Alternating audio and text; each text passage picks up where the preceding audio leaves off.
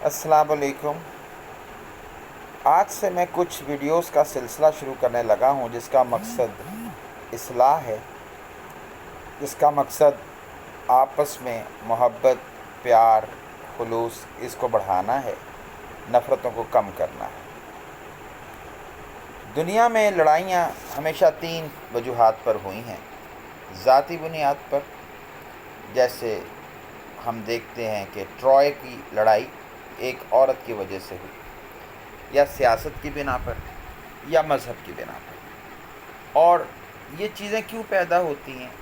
اس کی وجہ فکر ہوتی ہے۔ مذہب کے معاملے میں ایک لفظ جو ہمیں سمجھنے کی ضرورت ہے وہ ہے مذہبی فکر۔ یہ صرف مذہب میں نہیں، دنیا کے ہر شعبے میں یہ فکر موجود ہوتی ہے۔ یہ ایک اختلاف کا نام ہے۔ اس کا مطلب کیا ہے کہ ہم قرآن اور حدیث کو پڑھتے ہیں، لیکن اس آیت کو یا قرآن کی کسی اور آیت کو یا حدیث کو پڑھ کے ہم اس سے ایک اپنا معنی نکالتے ہیں اپنی سمجھ کے مطابق، کیونکہ سمجھ اللہ نے سب کو مختلف دی ہے۔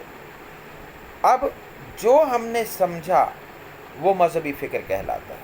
اس کو مذہب نہیں کہہ سکتے ہم، کیونکہ وہ آپ نے سمجھا ہے۔ مذہب کیا ہے؟ جو قرآن اور حدیث میں ہے، جو آپ نے اس کو پڑھ کے سمجھا وہ آپ کی مذہبی فکر ہے، وہ انڈرسٹینڈنگ ہے۔ یہ چیز فلسفے میں بھی ہے۔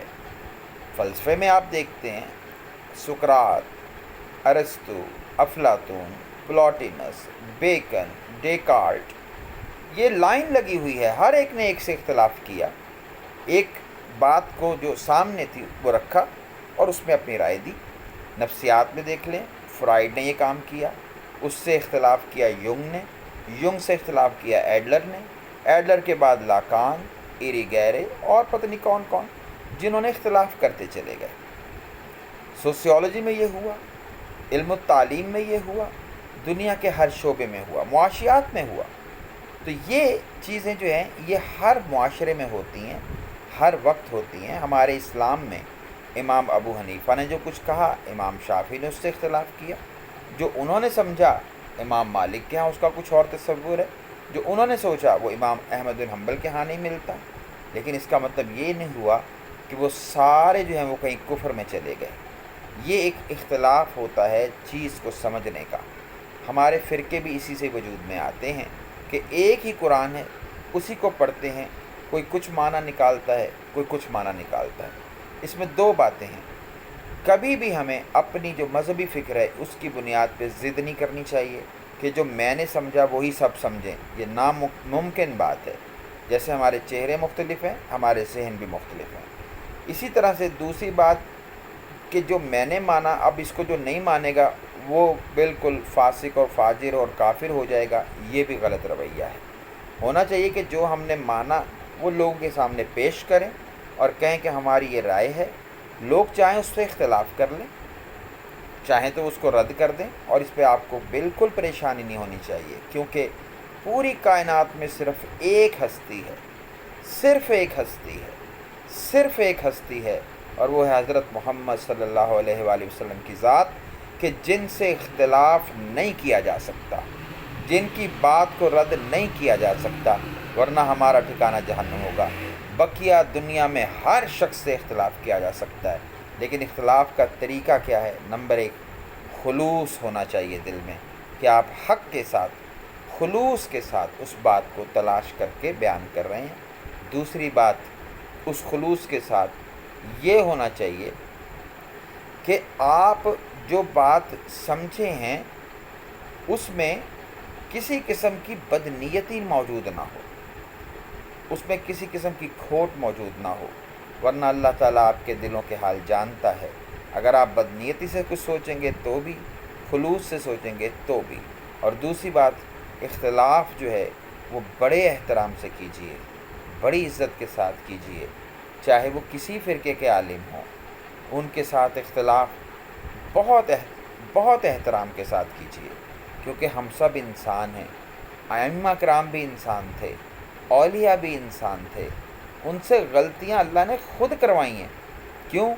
کہ اگر وہ غلطی نہ کرتے تو یہ ہمارے پیارے محبوب کی ذات میں شرک ہو جاتا، کہ جیسے وہ غلطی نہیں کرتے تو شاید اور بھی کوئی ایسا پیدا ہو گیا جو غلطی نہیں کر سکتا۔ سب غلطی کر سکتے ہیں، صرف حضور غلطی نہیں کر سکتے۔ فرقے میں بنائیے، فرقوں میں رہیے، لیکن خدا را نفرت نہ پھیلائیے، احترام کے ساتھ اختلاف کیجیے۔ اس پہ مہذب معاشروں میں کبھی بھی ایسا نہیں ہوتا، وہ کبھی بھی ایسا نہیں کرتے کہ گالی گلوچ کریں، ایک دوسرے کو برا بھلا کہیں۔ احترام کے ساتھ اختلاف کیجیے، آپ کے یہ علمی ہونے کی علامت ہوگی۔ امید ہے، اور اس میں آخری بات، تحمل اور برداشت، اس کو اپنائیے، حضور کو سامنے رکھیے، کتنا کچھ ہوا لیکن برداشت کا دامن آپ نے نہیں چھوڑا۔ اگر ہم ان کا نام لیتے ہیں تو ہماری شخصیت میں تحمل اور برداشت کو سب سے بلند درجہ حاصل ہونا چاہیے، اور اگر ایسا نہیں ہے تو ہمیں اپنے گریبان میں منہ ڈالنا چاہیے کہ ہمارے لفظ کیا ایسے ہیں کہ جو کسی انسان کے لیے ہم استعمال کر سکیں، کسی مسلمان کے لیے استعمال کر سکیں۔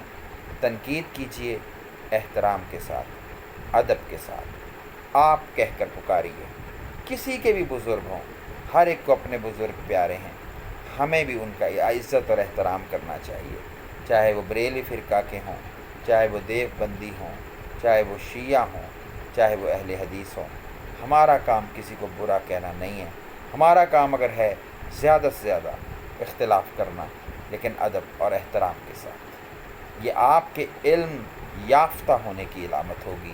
اگر آپ گالی گلوچ کریں گے تو سمجھیں کہ آپ ظاہر کر رہے ہیں کہ آپ کا برتن بھرا ہوا نہیں ہے، خالی ہے۔ بہت شکریہ۔